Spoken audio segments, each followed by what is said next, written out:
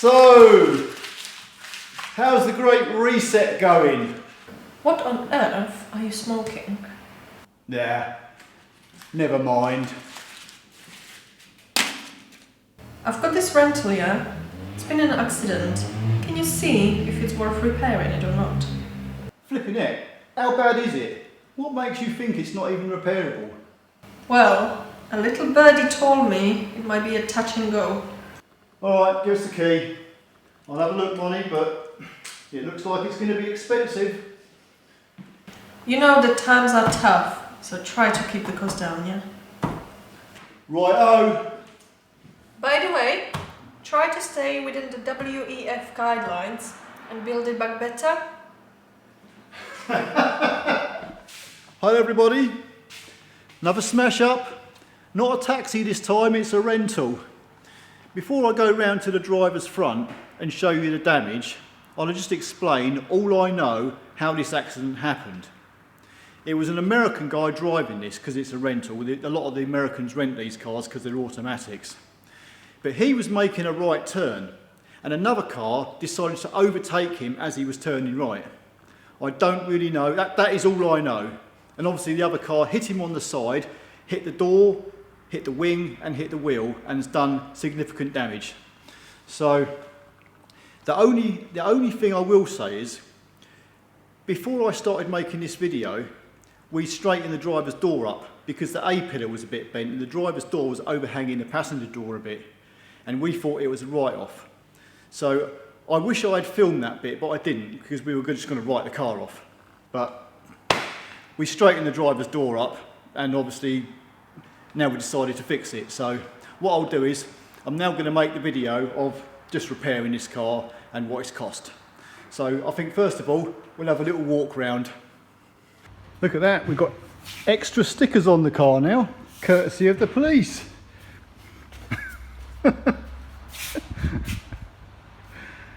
Oh dear, oh dear. Now I didn't show this bit, but the door wasn't a very good fit. It was slightly kinked down the A-pillar, which is not a very good sign.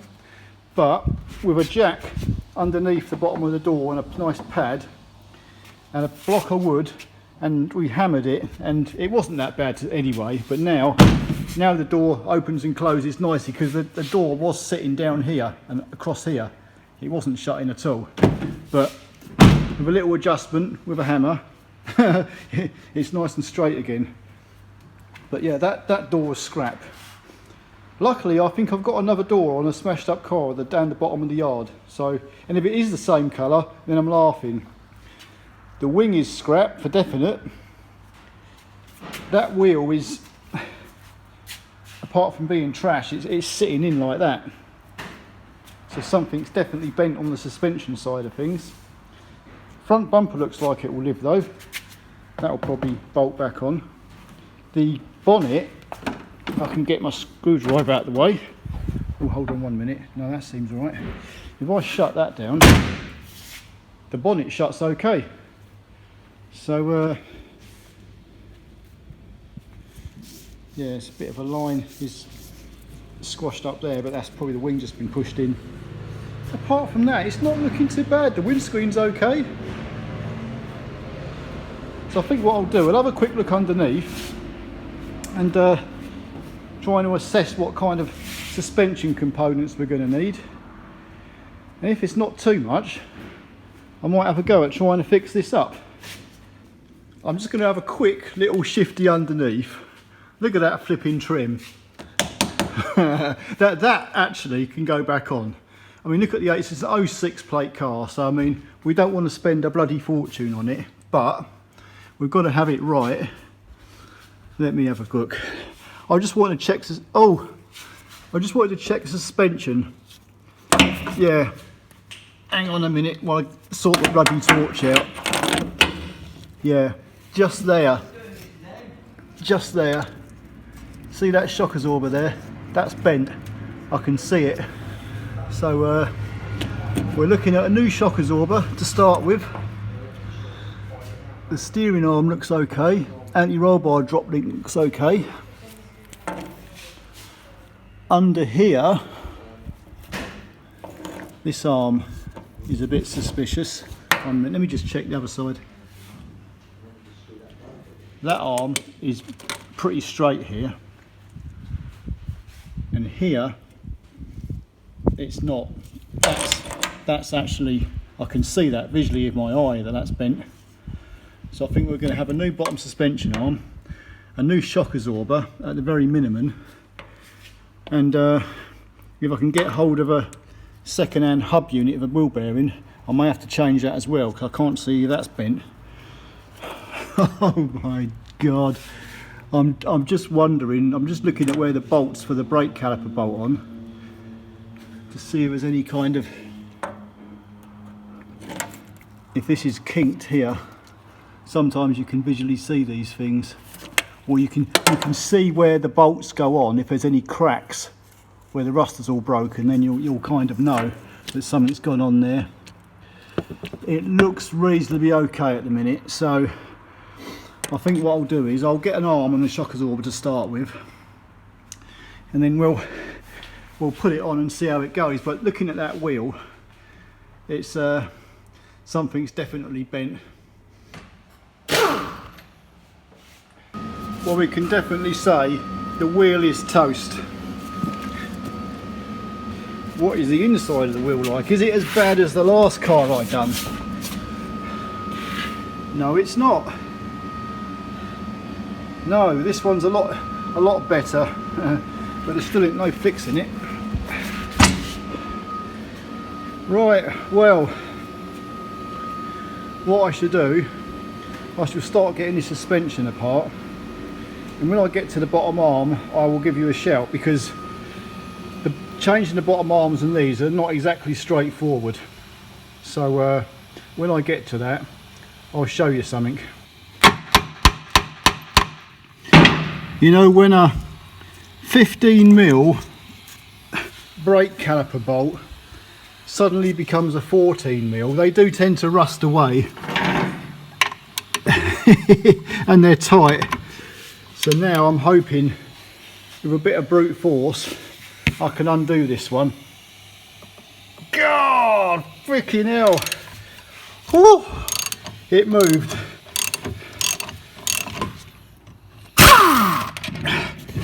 Got it. Right, just got to push the brake pads back a little bit to get past the lip on the disc. Off we come. That can, no, stuff it. It can flipping hang there for a little while.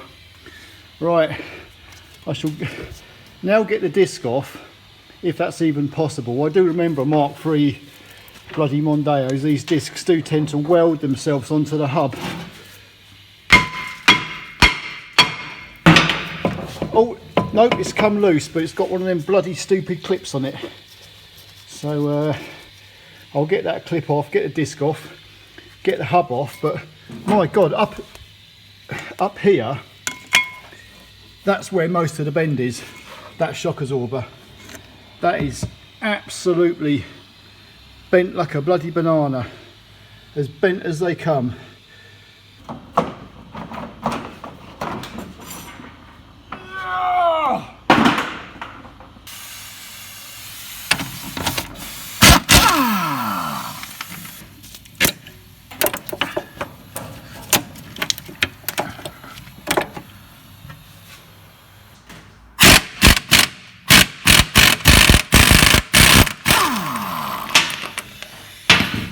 That bolt is really frigging tight in that hub. Enter the air chisel. That got it. Get the nut off. Now I can knock it out of a pin punch. Whoop, it's gone.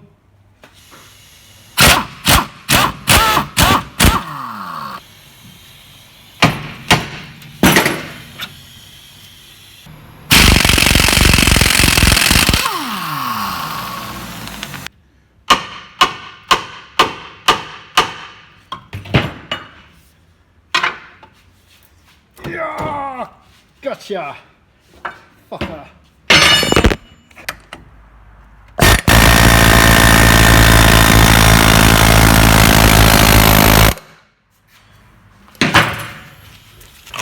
Woohoo!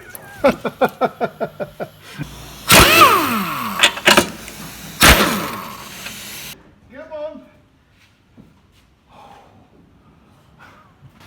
Now, for anyone who's lived this dream, you'll know that that bottom suspension arm back bolt in coming out is going to hit the chassis. There's not enough room. So what we've got to do, if I come round inside the car, the bloody door will open. I've disconnected the steering column. There's a 10mm pinch bolt, so that's nice and straightforward.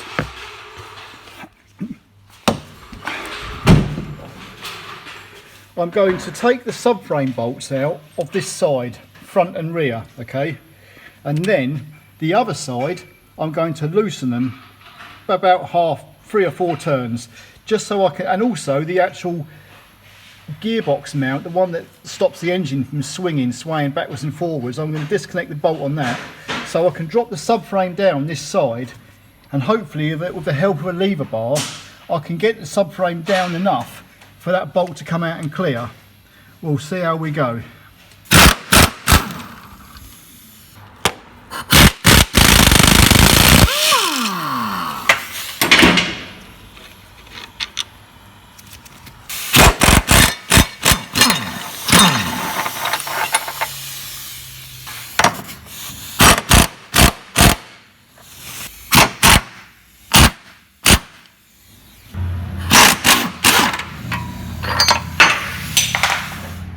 Holy shit! Look at this! Woo!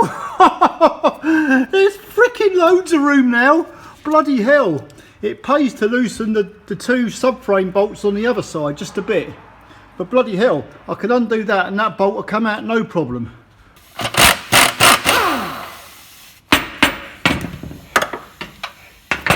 She's out! Woohoo!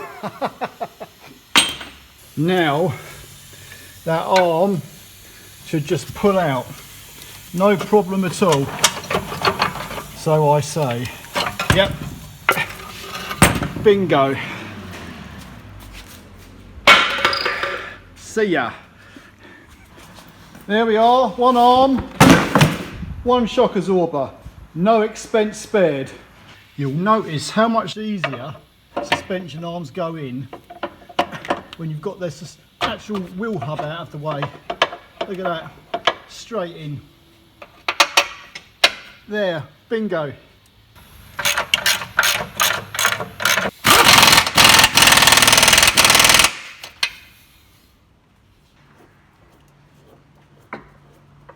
Before I bolt this subframe back up, you'll notice I've got some pins. These are your subframe alignment pins. They're held in position with them plates so they don't fall out. But there's one either side of the bloody subframe at the back. So they go through the subframe and into a hole in the chassis. And that lines your subframe up. If you don't put the pins in and line the subframe up, chances are you're going to get steering issues, like steering pulling to the left or to the right. So even if you've got a broom handle or something to put in there to keep that subframe lined, it's better than nothing.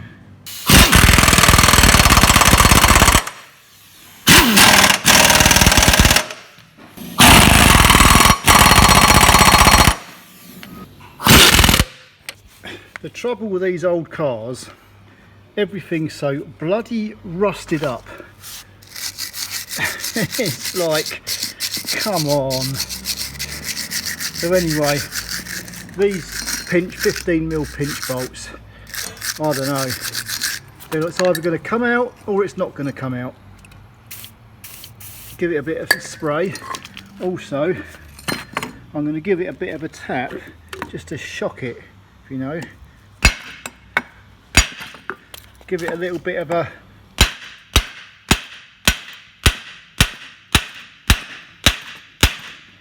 there. You never know. You never know. Now I've got to fit the bloody 15mm impact socket on the bolt, which is kind of swollen with rust. So I'm going to have to whack it on.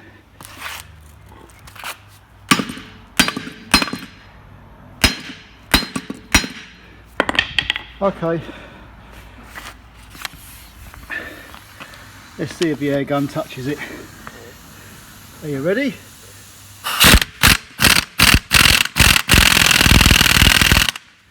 It moved. I'll do it back up. If you undo it and do it back up a few times.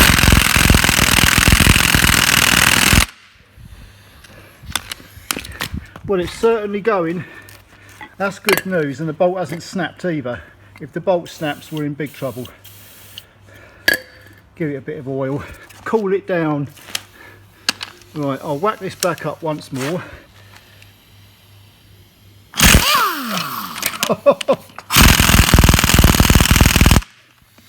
Now, let's go for it.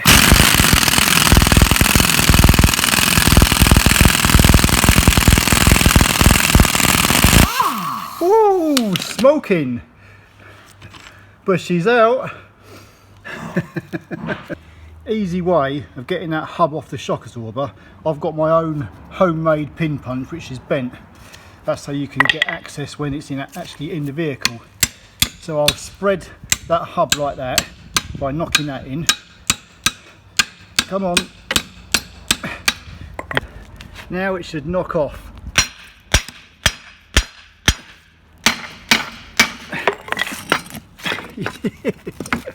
Almost.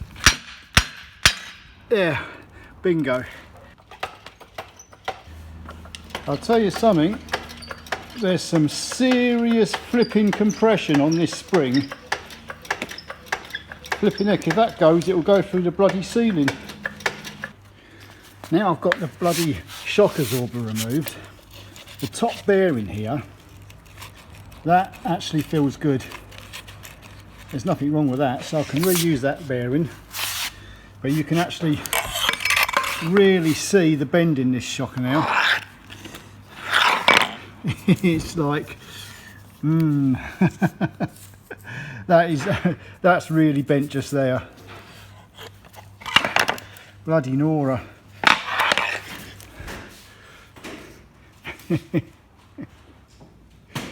Flipping heck, nice. I've taken a wallop.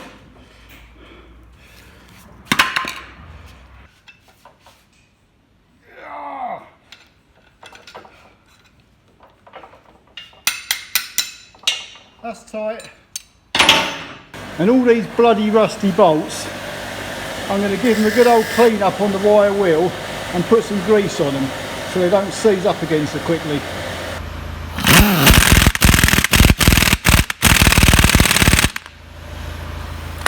Just before I put this suspension strut back on, just one thing to note here.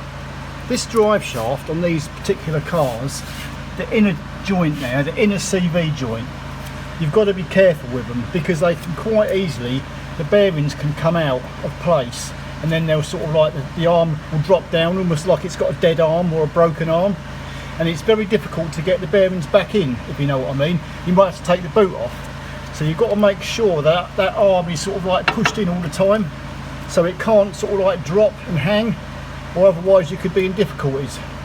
I've just put the bottom ball joint back into the hub. I should have actually said this earlier, but when you have to when you have to put this ball joint into the hub, you need a long lever bar like that. Nice, but this is a torsion bar, by the way. It's really good. I can jam it in the chassis, well I can jam it in the subframe and lower the suspension arm down. But here's the thing, on these particular cars, once again, it's really hard to push the arm down, and you may, some do, some don't, but you may find you haven't got enough clearance. You might find you can't get that ball joint low enough to actually come underneath this hub to go in which case what I suggest is just loosen the rear and the front subframe bolts about just a few turns, and that'll probably give you, you can even take the bolts out if you want again, but you don't have to, just loosen them a bit and that'll give you enough clearance. The subframe will come down enough to lower this arm down to actually pop into there. They're a bit of a sod to get in, I must admit, but once you sort of like get the hang of it, then it's no problem. If you're struggling trying to do it with the subframe completely bolted up, then just loosen the subframe a bit. It's so much easier.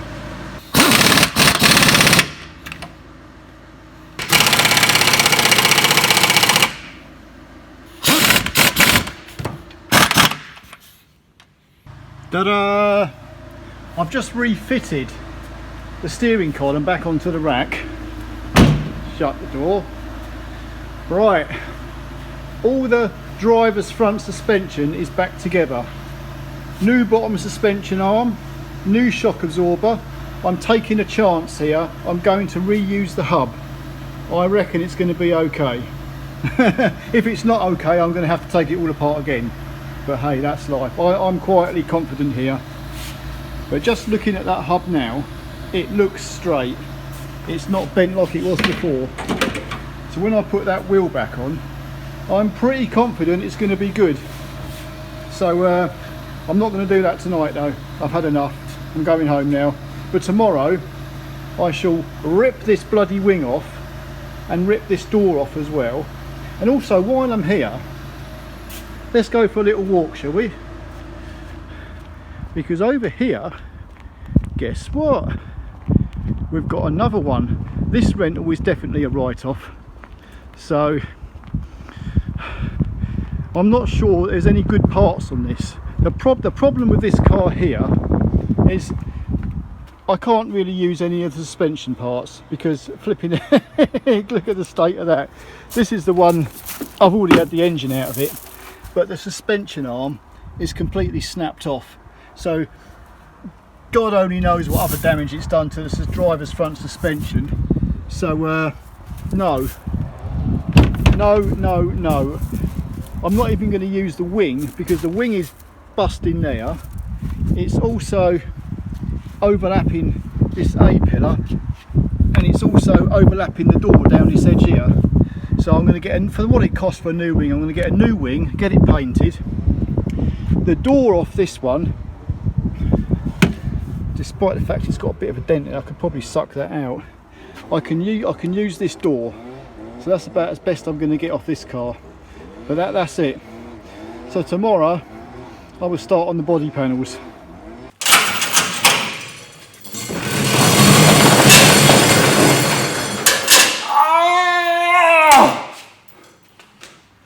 Day 2. Well, the plan for today is to bloody well remove that driver's wing, get the driver's door off.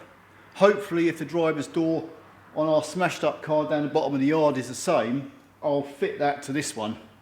And that'll be about it, because I'm going to have to order a new wing, and then when I get it, I'm going to have to get it painted.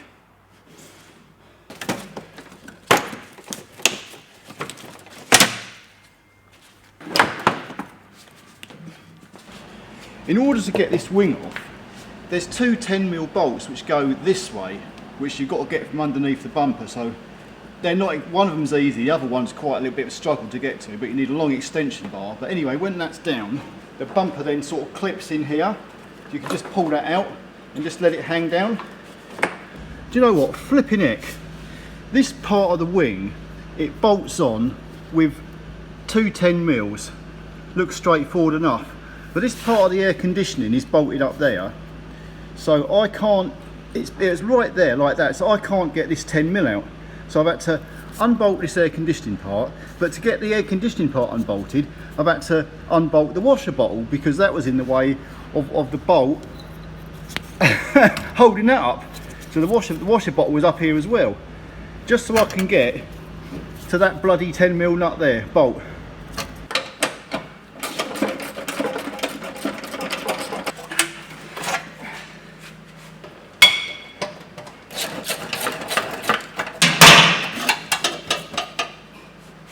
And there's a little 10mm nut just behind a rubber boot here on the A-pillar. Not exactly something you would notice straight away. So sneaky little bolt.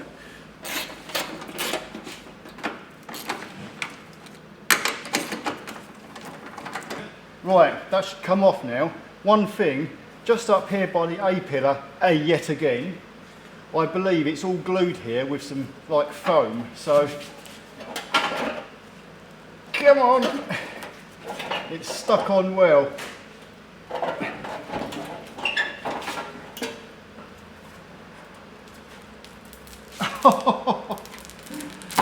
It's off. I'll tell you what, the wing was stuck to that like shit to a blanket.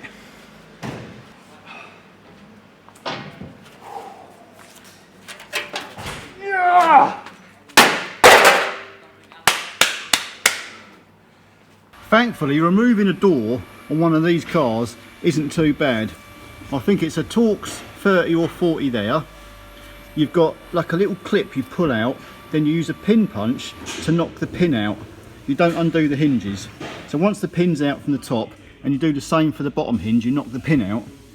There's two wiring connectors here, and if my memory serves me right, they just twist anti-clockwise, and that's it. They pull out like that. Nice and easy. That is a hell of a lovely idea. The wiring all comes off nice and neat with the door.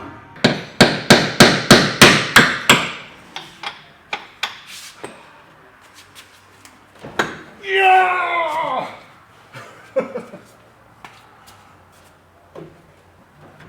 Okay, I'm getting to that point now where I can't do a whole lot more. We've got another door which is off our scrap car. I'm going to change the door lock in a minute and then put that door on this car and hope it all fits.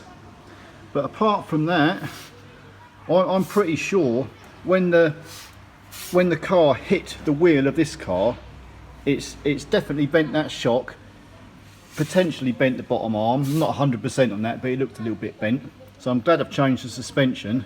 I can't see anything wrong with the actual chassis. It all looks okay. But the only part that was a little bit iffy was here. There was a kink here on this A-pillar, and obviously the door wouldn't fit. But after we jacked the door up and whacked that with a block of wood and a hammer, it straightened out and the door shut properly. So, I mean, this alone would have wrote this car off anyway. I mean, the car's not really worth next to nothing. So, but you see, the car's more valuable on the road anyway. We need it running because it's a working car, it's a rental, it's earning money. So if we can get this job done for as little as possible, then we'll keep it going. Anyway, like I say, I've ordered the wing. That'll be here Monday. It's now Friday. Then the wing's got to be painted. So I'll carry on. I think I'll just get this door on, and then that'll do for today. Here's a really annoying thing. The actual door latch, you've got to take the door card off, and you've got to unbolt the entire door latching mechanism and inner handle, because the actual lock on this car, I need to swap it over from door to door.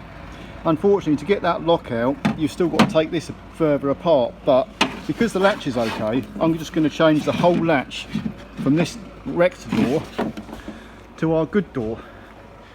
So luckily this other scrap car we had is exactly the same colour, so I've now got to take this door apart and get this one out.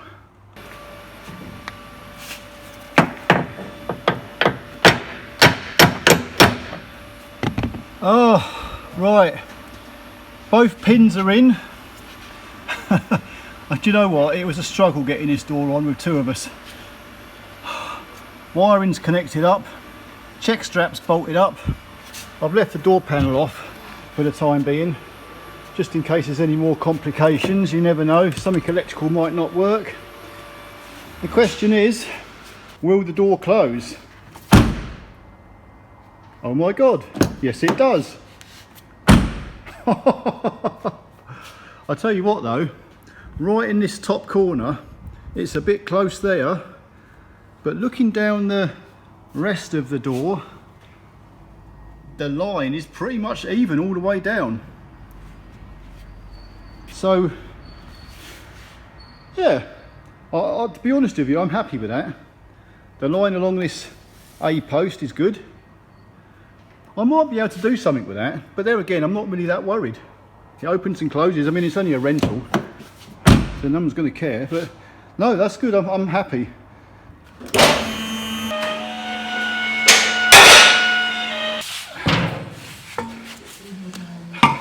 Do you know something? Wait for it. Guess what this tyre's called? It's called a Lucky Land. Happy gallop. Woo! I shouldn't think it'd be too long before it's galloping its way into the nearest ditch. That's it, door card's back on. I left it off specifically because this door, I've used the original wiring loom which come off our scrap car, and the other car had electric windows front and rear, whereas this car's only got electric windows on the front. So I'm always in the back of my mind, I'm thinking, should I have changed the loom, or is there a terminal in that loom that's going to make it not work on this car? But it does work, it all works perfectly fine, thank God for that. But there's the windows, one touch up and down. The mirrors work, the central locking works, the dead locking works, all good. What I'm going to do now, I'm going to have a little spin around the yard.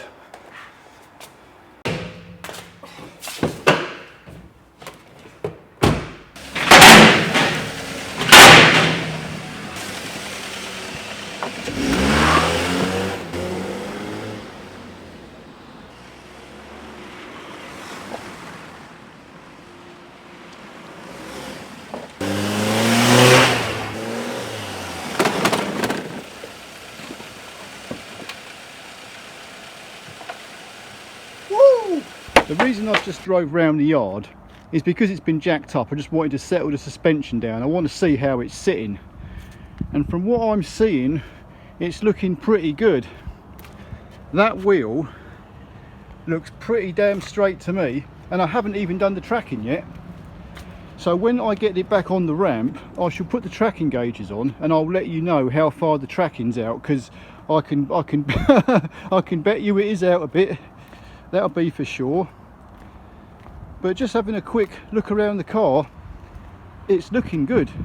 The suspension's sitting all evenly, and the wheels all look, apparently, because I've got the steering wheel in the dead straight ahead position, and that driver's wheel that did take a clout is sitting straight. So whoa, it's looking good. Wings finally here. Granville Supplies. They do some cheaper parts than Ford. Here it is. It's boxed up very nicely. I shall go and take this up to Mk3's body shop and let them paint it now.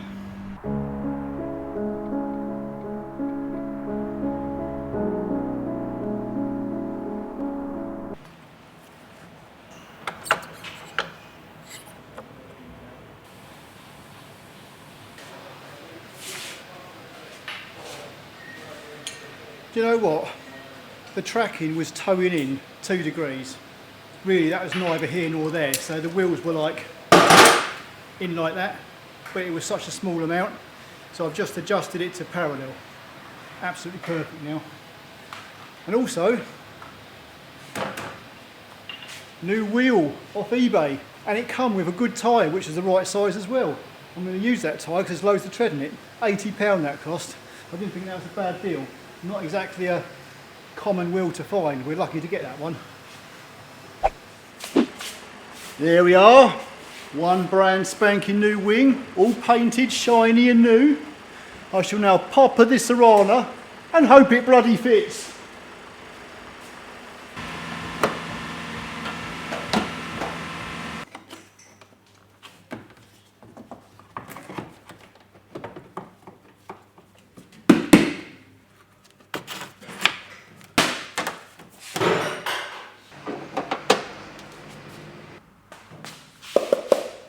Here we are again, crunch time. So how much, or how much, has this car cost to repair? Ta-da!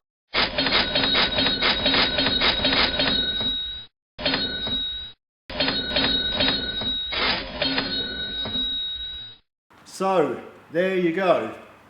I didn't actually think that was too bad a price. Taking into consideration, I know this is an old car, it's not worth much, but it's a working car, it's earning money. So for what it's cost to fix, you know, in a couple of weeks' time, it would have paid for itself anyway. Anyway, we've cleaned it up, we'll give it a wash over, got all the dirt off it. And do you know what, if I walked around this now, it just looks like all the other ones. I wouldn't even know it had been damaged. So, I don't know what else to say. I'm quite impressed with it. I'm quite happy that it's come out pretty well. So anyway, that's it for this video, folks. Thanks for watching and hope to see you all in the next one. See ya. Oh, one last thing. The finishing touch.